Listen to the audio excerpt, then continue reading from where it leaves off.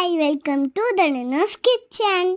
நேற்று நாங்கள் எங்கள் அம்மாவோட அத்தை மாமா வீட்டுக்கு போயிருந்தோம். எனக்கு என்ன ஆகுதுன்னா, பாட்டி தாத்தா ஜாலியாக போய் அவங்க வீட்டில் நல்லா விளாண்டோம். என்ன சமைச்சிருந்தாங்கன்னா, காளான் பிரியாணி, பருப்பு பாயாசம், வடை, மெதுவடை, தயிர் பச்சடி இதெல்லாம் சாப்பிட்டோம். சூப்பராக இருந்தது. சாப்பிட்டு குட்டீஸ் நாங்களாம் தூங்கிட்டோம். ஈவினிங் எழுந்திரிச்சு ஜாலியாக விளாண்டோம். ஈவினிங் அவ்வளோதான். நாங்கள் நைட்டு நேரம் வீட்டுக்கு கிளம்பிட்டோம்.